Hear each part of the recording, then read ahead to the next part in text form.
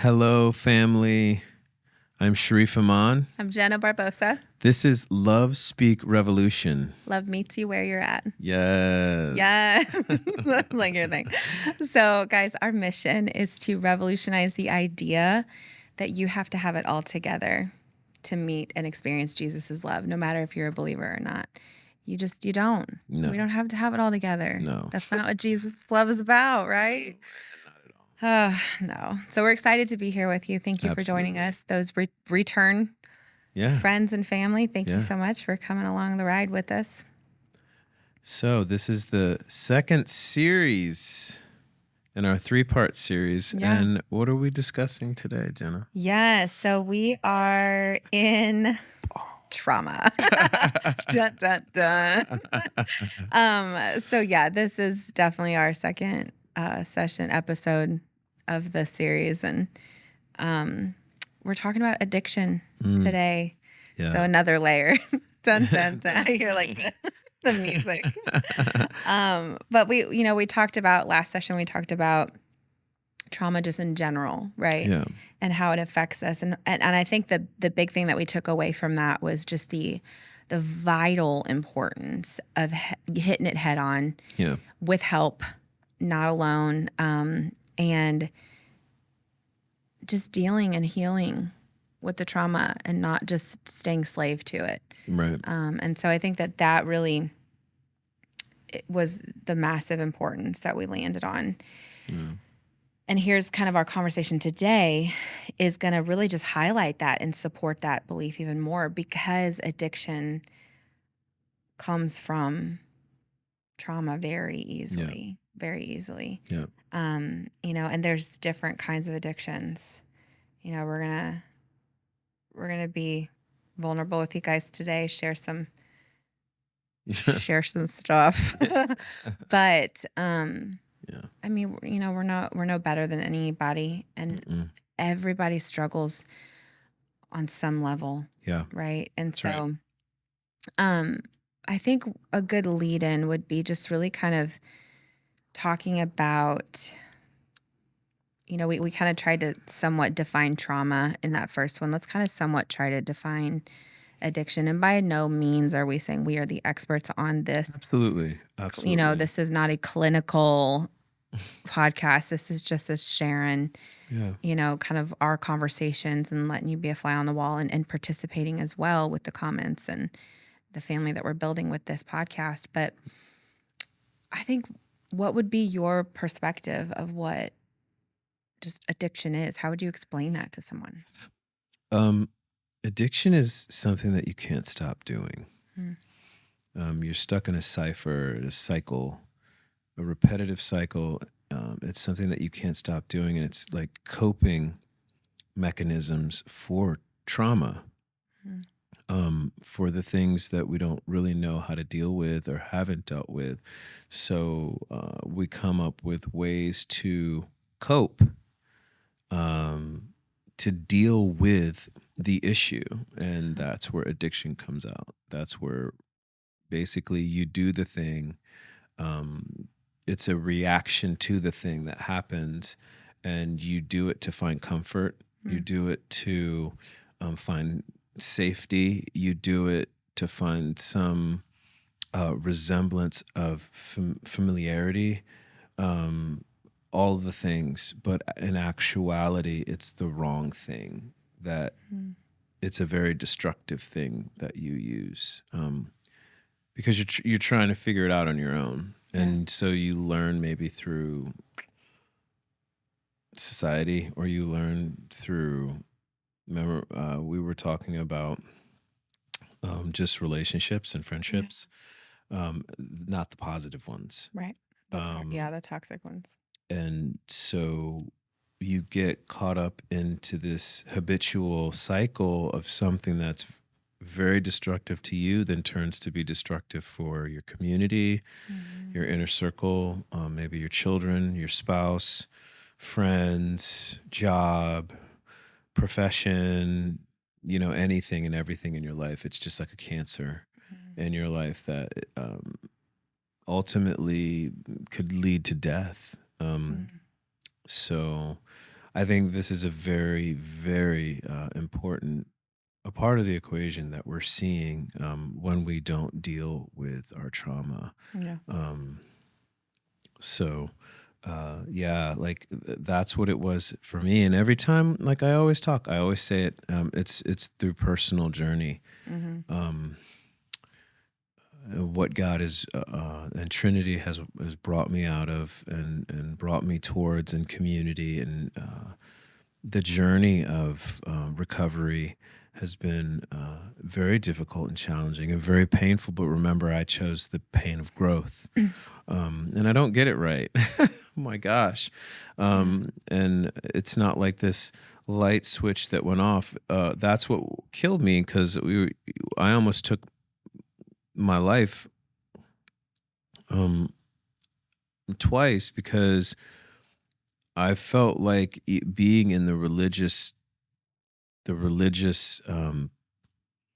net of stop doing it. Mm. Um, there's sin in your life, get rid of it. Like all of these things. I went to every prayer camp. I went to every like thing that you could possibly go to pray it away, to do all these things, and it never went away. And then I felt like in that I wasn't going to be good enough for God. The Trinity, my community showed me that as long as I had these things, I was good. But as long as I had this thing, Yeah. um, I couldn't, I wasn't like worthy. And then the world was like, well, we don't see anything wrong with that. So it was like caught in this thing where something was definitely destroying my life, destroying my relationships. And being in this space, I thought, okay, well, I can't stand to be in my skin. I can't stand to look at myself in the mirror knowing that I am just something that's broken and will never get anything right. Mm. So after a year of praying for God to take my life, because I thought that it wasn't good to take your own life, then I just got to a place where I don't want to be here anymore. I don't want to be a part of this system that says I'm never going to be good enough and I'm constantly just this broken, dirty thing that's not worthy really to be in a space um, in a world that didn't recognize any issue and told me just to do Mm. whatever. Um, that's where the dangers of me not dealing with my trauma, drowning in addiction, but through God's grace and mercy, He met me. That love met me where I was at. Yeah. And I began to see actually where God's footprint and fingerprints on every part of my life, leading me up to this moment.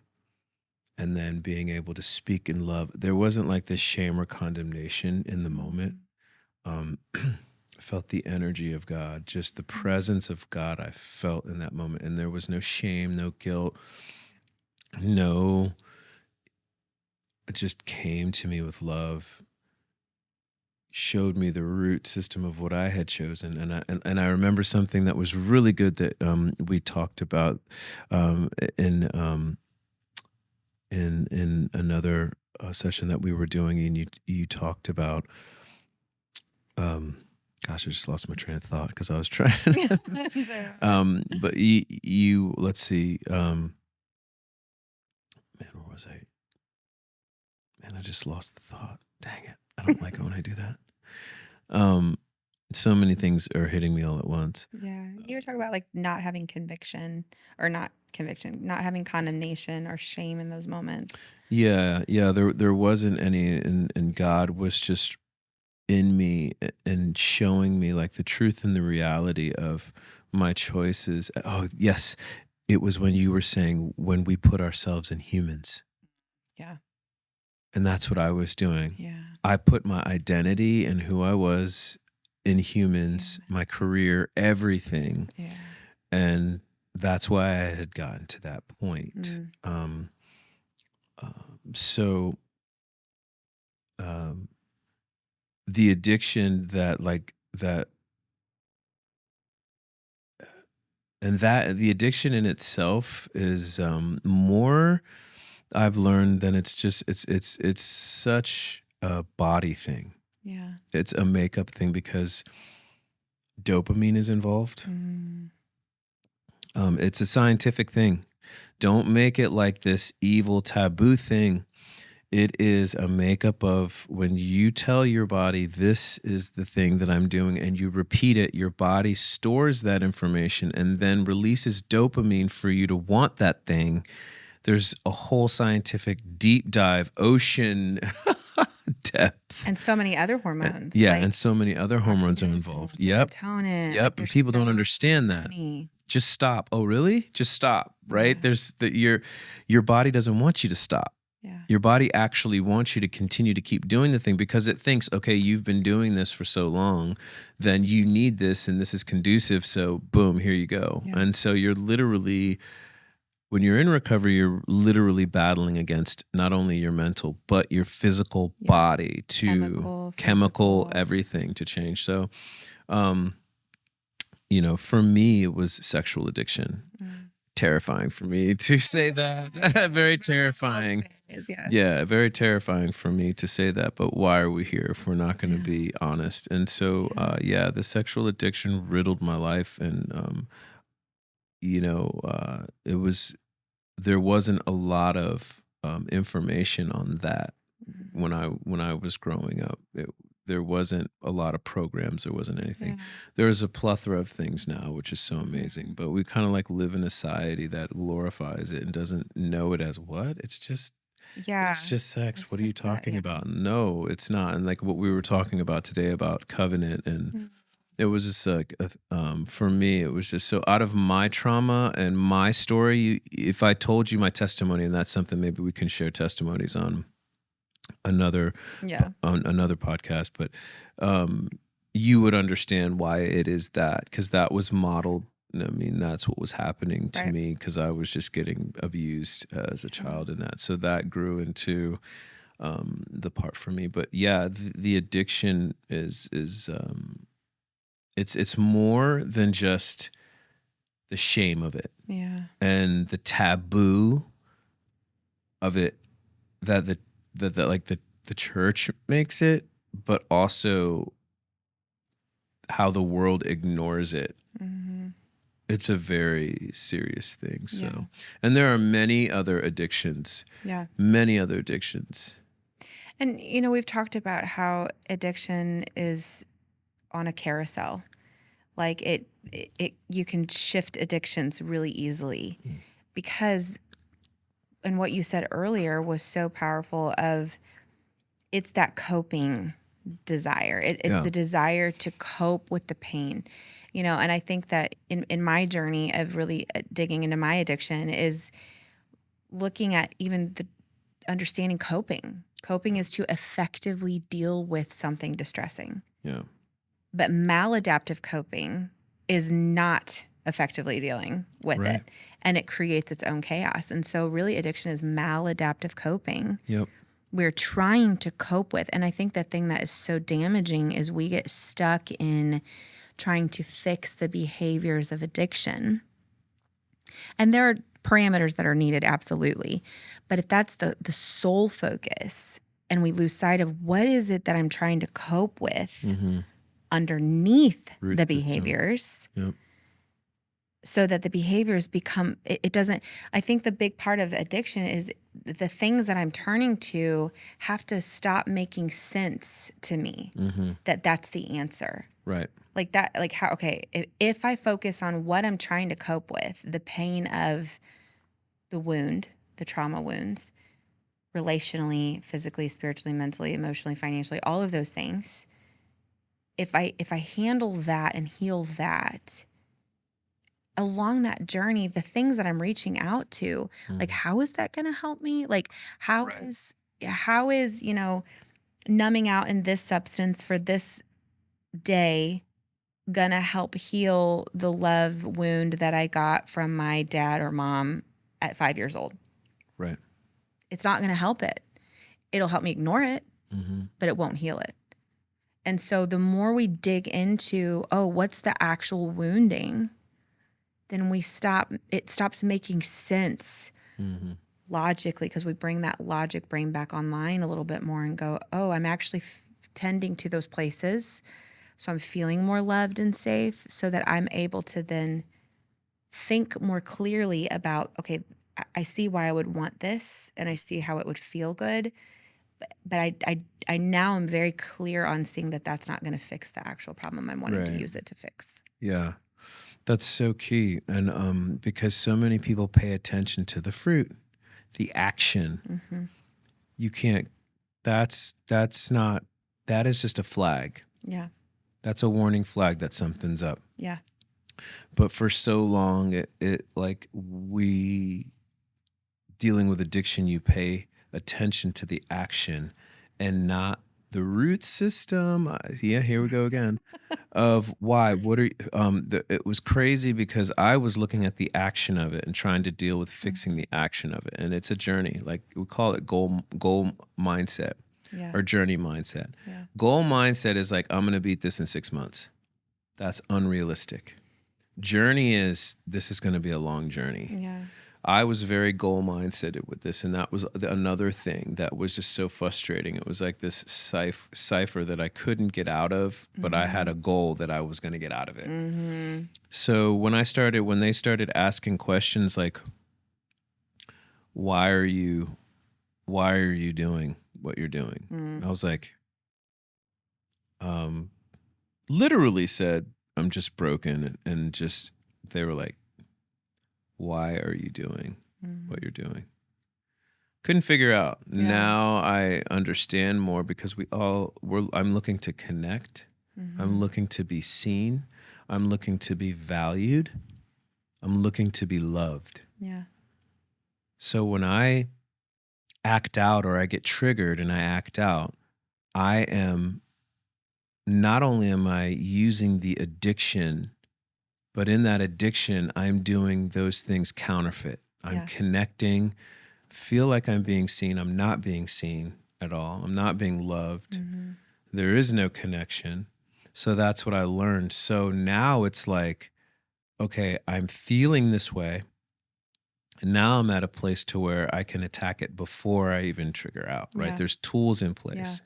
Now I'm like, oh, I have this feeling. Yeah. Something triggers me. Like today, when we were in the car coming here and you asked me what was going on, my first inclination is to clam up. But I spoke to you and said, I am kind of freaking out about my finances because I'm just very uncomfortable. It's never been like this low. And, when we were talking about the poverty mindset, like I need to trust God has this, right? So I spoke to you. I was verbal to you. You hear me, you see me, right? And then that helps me. Yeah. Whereas I just close up, isolate myself, and then I do it myself, right? Yeah. My own, I'm going to fix myself and I'm going to, just revert. I don't trust. I don't do anything. No, that doesn't work, right? So I'm being verbal and vocal and vulnerable about, hey, I'm not doing so well right now in this moment. So there's a lot of things that took me, and I've been in this walk for 11 years. And it's definitely a journey. There's tons of growth in my life, but I'm still battling with trauma, addiction, shame, like all of the things. But now I have the wisdom and mindset that I don't spiral out into those things. Yeah. It's okay to feel, because when we feel, that's just a flag of, hey, you're feeling this, Right. but not that I let that hang on my shoulder or sit on my throne, right? So in my addiction, it was just, and that was one of the reasons why I wanted to understand women, because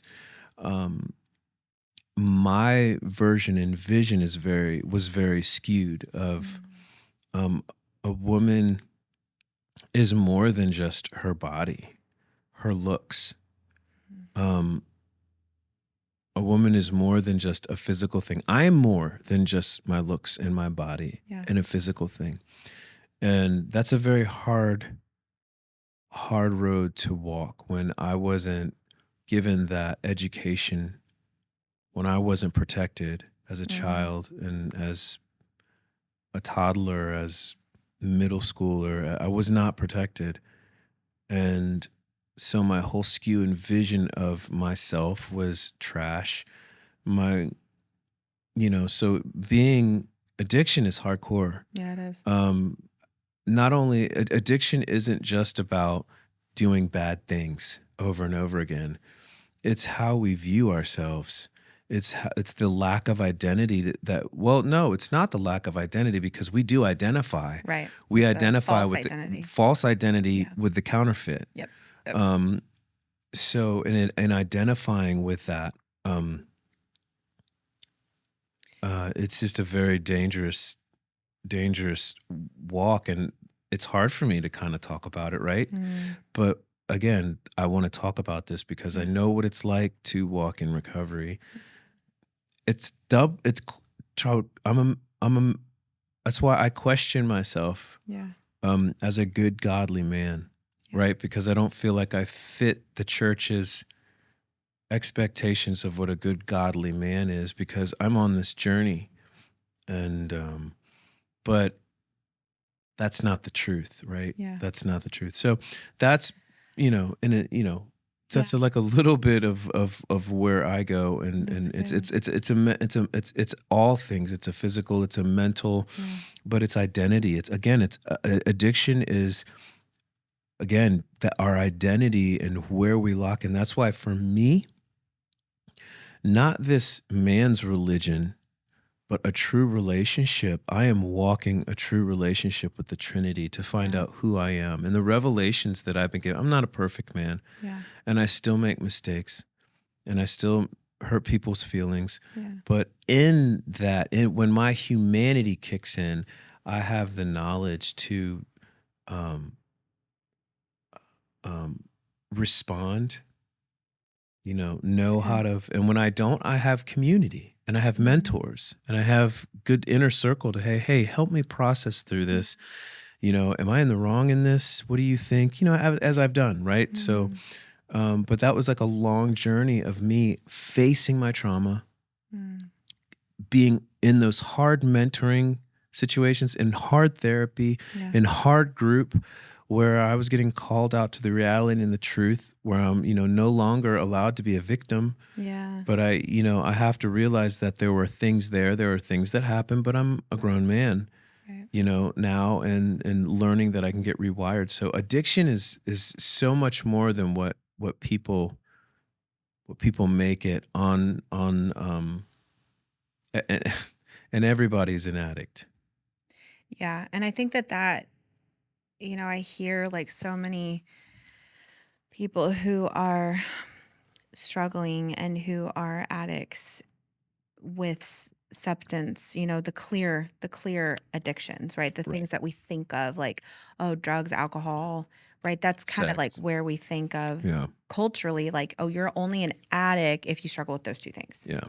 But I have an addictive personality if I'm struggling with, acting out sexually or with cigarettes or with food or with gambling or No, that's good. That's good that you said that, because now I know what you're talking about when you said drug and alcohol. Those are the top two. Yeah. Everything else is, well, I get, yeah. And so I think that good. Yeah, that's good. Yeah. And I think that puts more of a shame connotation on people who are drug and alcohol addicts, and puts this like, well, you're over there and we're over here.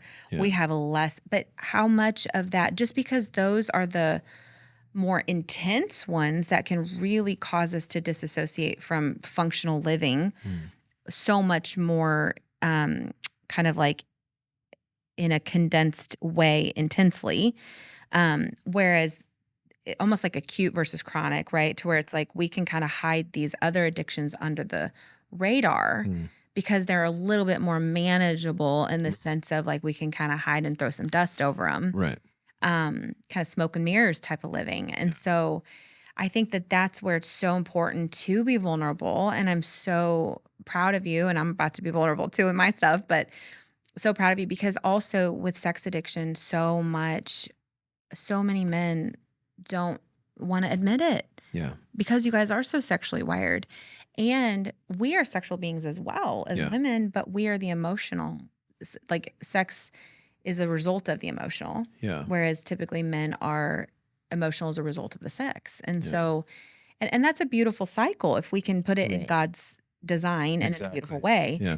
But, and women can definitely be in that sex addiction as well, where it can be the thing that we think is the way to get what we want. Yeah. I know for me, I had a season where I definitely struggled with sex addiction, and found that was trying to connect, Yeah. and find I was using sex to cope with my desire for a man to choose me Yeah. and believed that sex was the way to do it. And it Yeah. had been abused so many times that my answer was to be the one who had it in my hands. It was my choice. Yeah. And so I went after it. And, at least if I'm choosing it and promiscuous, it's at least I'm hurting myself by my doing. Right. So I felt more power. It's a false sense of power in that. But the whole while, I just was chipping away at my own sense of identity and femininity, And so a lot of that healing has had to be pulling back on that, right? And Yeah. even like dabbling in the porn world and, really getting lost in that for a Yeah. while and pulling back from that and saying, this isn't where it's at and Yeah. having to work through that. And I think that, like I was saying earlier, kind of that carousel, there have been seasons of shifting addictions for me, that those were the ones that gripped me, but they didn't enslave me. Yeah. Right. I had times when I dabbled with drugs, had times where I dabbled with alcohol, cigarettes, the sexual addiction stuff. The ones that really grabbed a hold for me was food and the addiction to a husband, Yeah. desperately needing a husband based off of my own pain that came from my upbringing.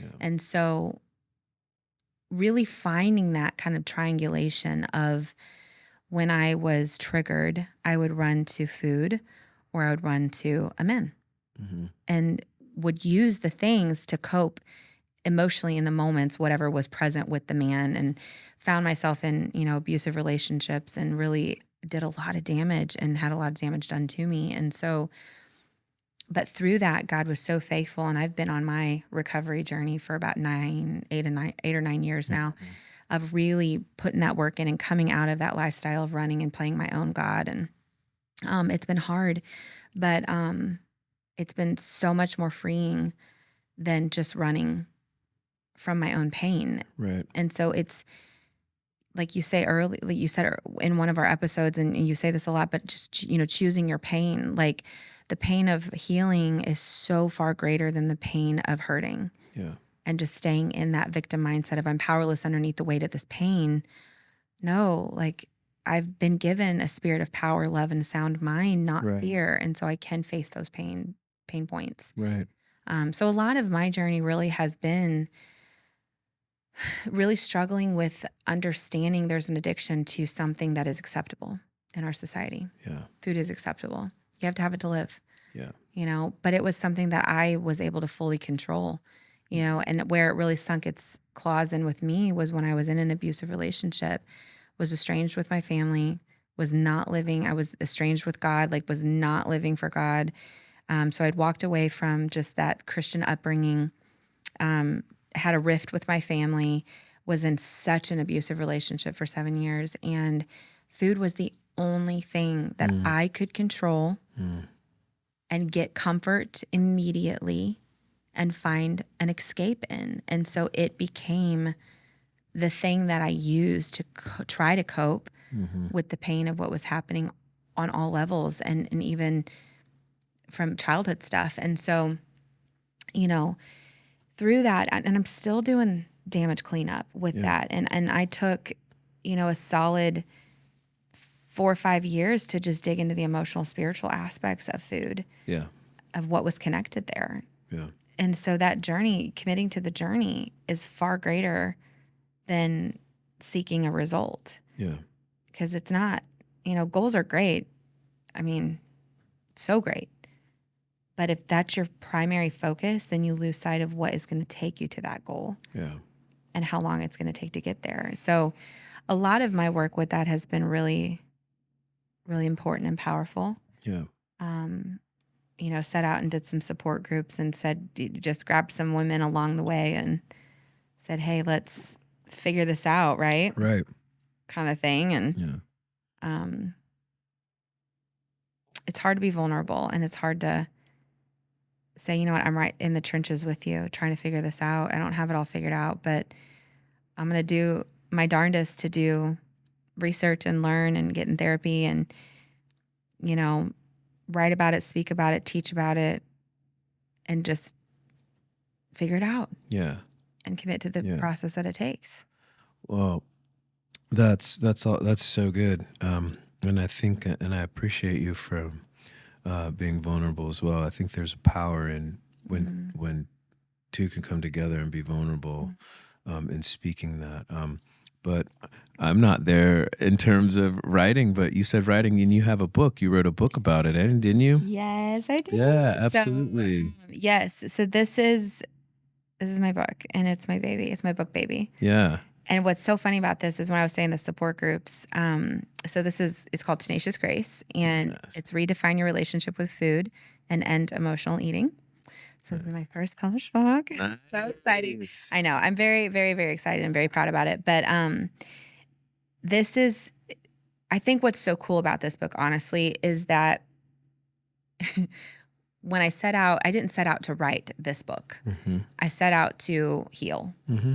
and grabbed the support groups. And we just basically was like, we got to just figure this out together, because this isn't just another diet program. It's not another exercise program. Those have their place. They're great. Yeah. But we had a plethora of information in this world of how to lose weight and how to be healthy. Why wasn't it sticking? Because I had lost weight before and I had gotten it under control, even coming out of that relationship, but it wasn't sticking. Yeah. And I would run back to it. And so this process, though, whenever I had those support groups going and I was writing curriculum on just what to talk about each week that we would get together, God was just like, okay, turn it into a book. And I was like, no, sir. This is not going to be my first book with my most vulnerable struggle. Yeah. Like, no. That's so good. And he was like, yes. So obviously he won out. But I'm so glad he did, because this has opened up so much for women, for myself, because it's a journey, and it's not just about losing weight. Yeah. It's about understanding your relationship with food and why it's not just food, why it's not just fuel. Yeah. But it's a fix for your emotions. Right. It's like where we go wrong is we try to get our heart to taste the food as opposed to enjoying the flavors and beauty of what God created in food. Right. And and honestly, my belief system really, and where the addiction part came in for me, Sharif, was I didn't believe I was worth the effort it took to take care of myself. Because you were shown so much that you weren't worth the effort to be taken care of. Yeah. On so many levels for so many years. And so, and even my own coping mechanism of trauma was, you're safer if you disappear.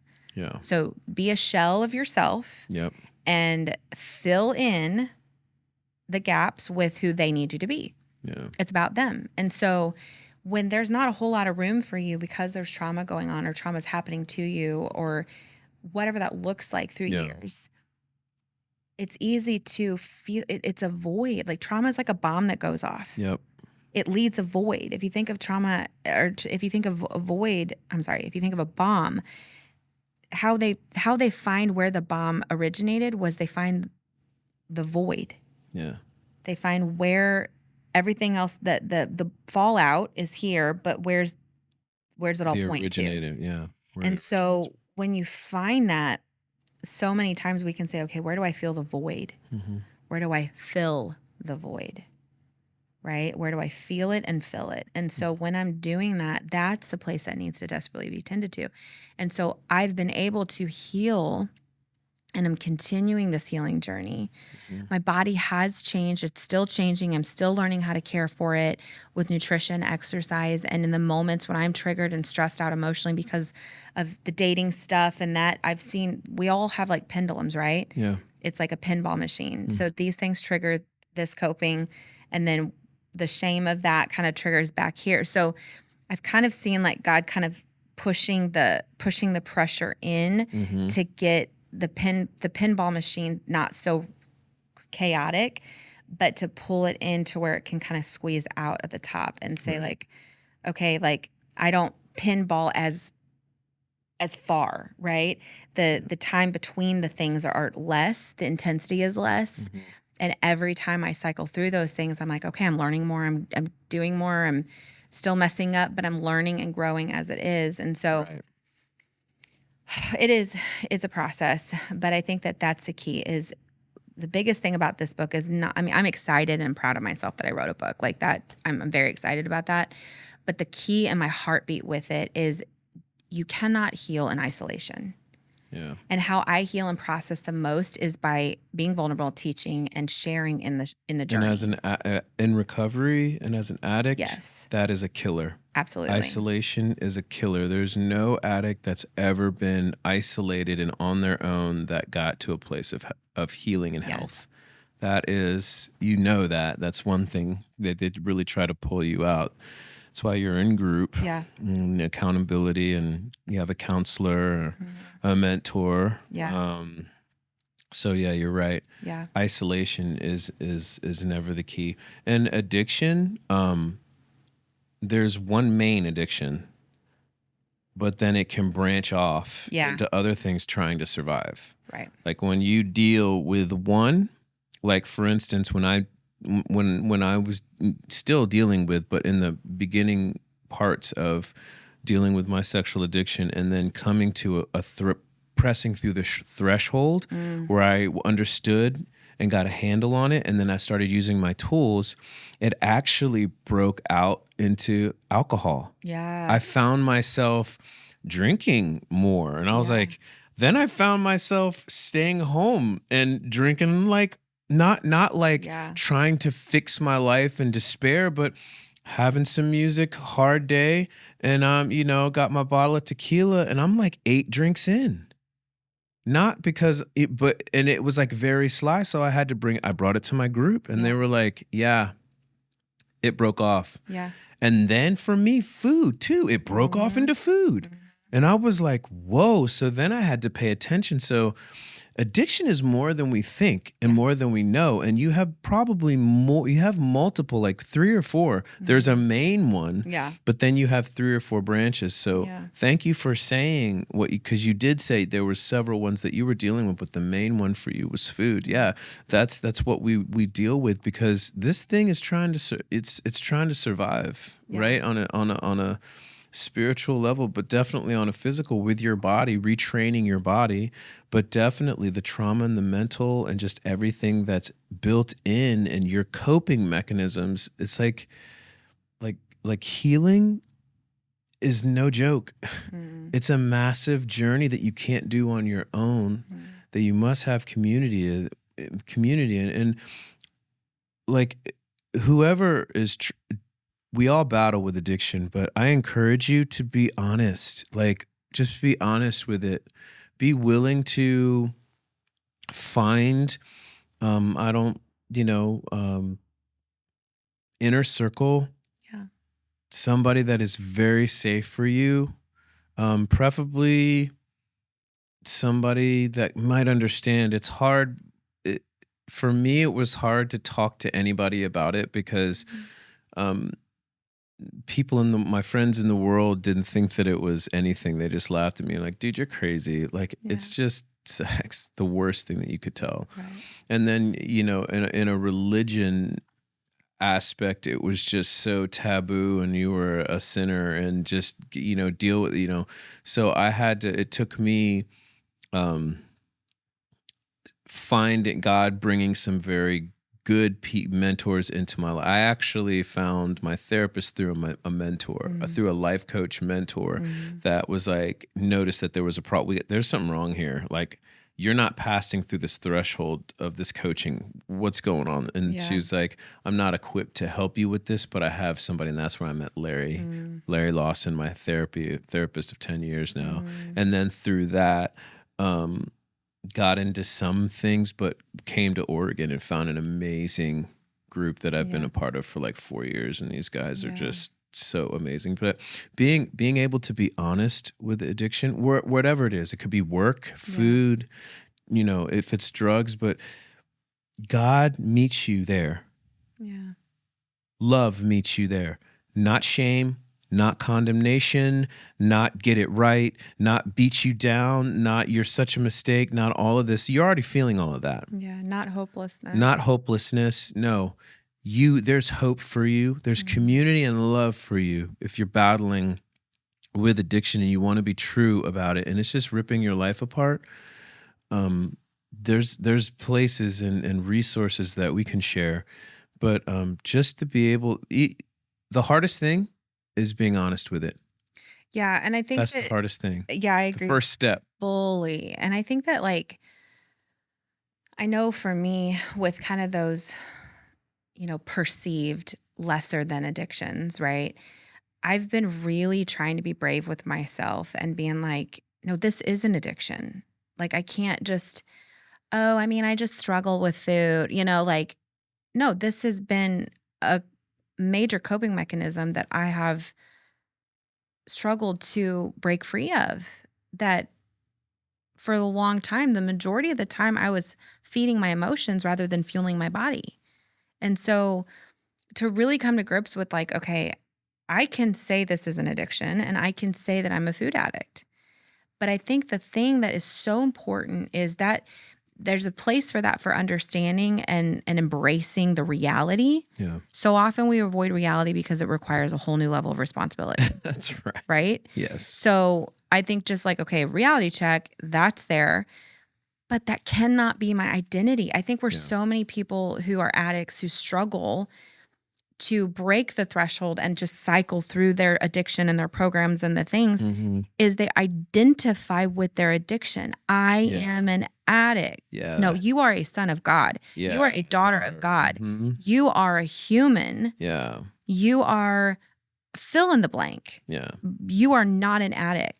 Yeah. You have addictions that you have have addict moments. You are an addict in those things, but that's not your core identity. That's a stem, right? You are reacting to a trauma. Yeah. You're not responding. So words are power, and I think that's an amazing thing that you said, because when I started going to SA, I had a massive problem with it. I had a massive problem because they kept talking about a higher power. And for me, just saying for me, for somebody else that might be great, but for me, I was raised and always searching after a relationship with God and the Trinity and Jesus. So for me, saying the higher power and then declaring before you speak, hi, my name is such and such, and I am, saying that I am, I couldn't. I couldn't. I always said, I'm in recovery. Yeah. I'm in recovery. And so I couldn't, it was so and it was identifying with, this is something this is you. That's what they were teaching. This is a part of you. This is what you have. And you just have to learn to and I'm just wow. It's a life sentence. You're an addict. Yeah. You're going to be struggling with this for the rest of your Yeah. life. Yes, it's going to be a struggle, but our brain, I just think of so many things biblically, how God is transform your life by the renewing of your mind, taking captive thoughts and anything that sets itself up against the knowledge of God and making it obedient to Christ. And then also looking at how the stronghold word that we use a lot in Christendom, that we have the power to break strongholds in Christ Jesus, right? Yeah. Yeah. That word, when you do a deep dive in the Greek on it, it's what Paul was meaning.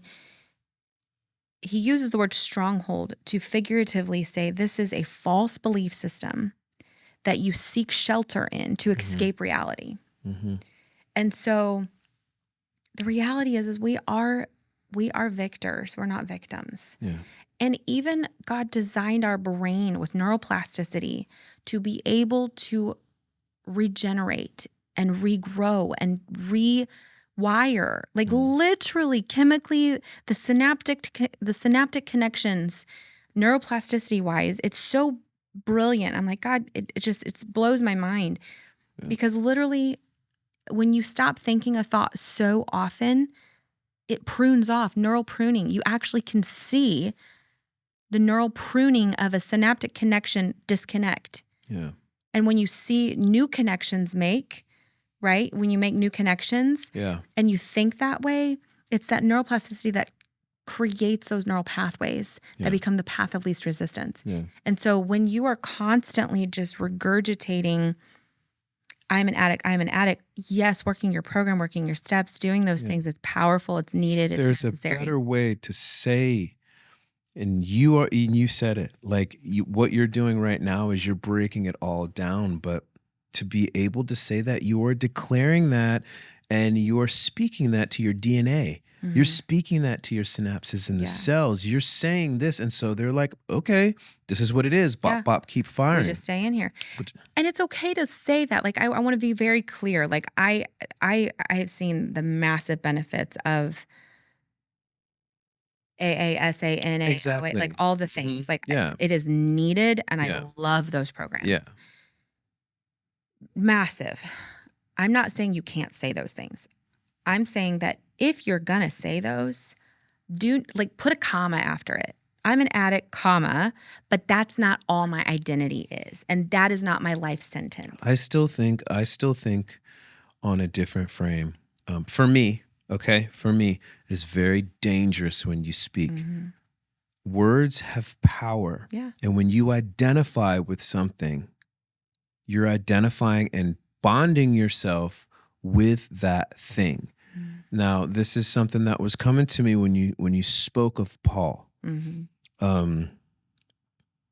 But also Paul was also describing a thorn in the side. We don't know what he was dealing with, but he asked it to be removed, and God said, "My grace is sufficient."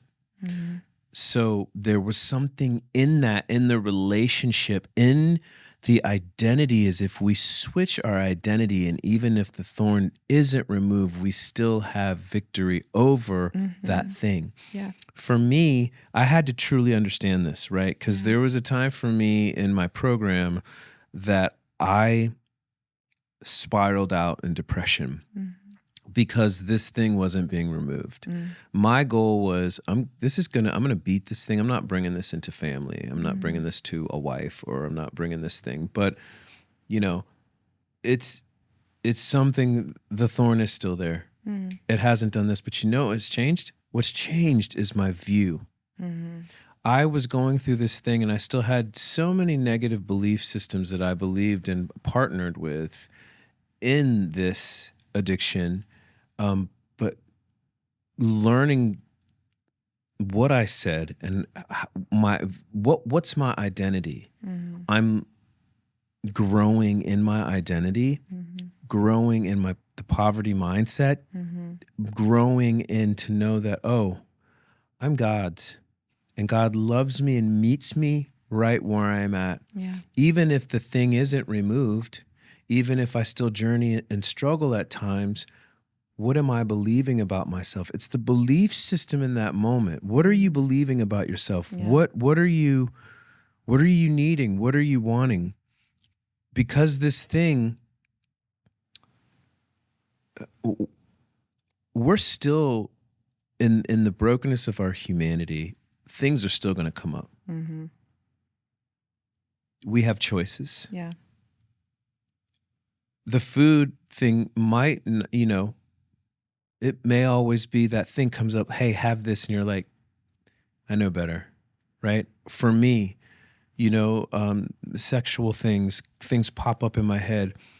In my identity, I can speak out who I am. So basically what I'm saying is those things don't necessarily disappear, but it's different for everybody. I know people who have just, God hit them and they no longer had the addiction. Yeah.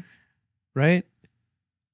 That happens. Yeah, totally. But then I think sometimes people are shunned, and there's shame on people who haven't gotten it right, who are still in the program, who are still dealing with this.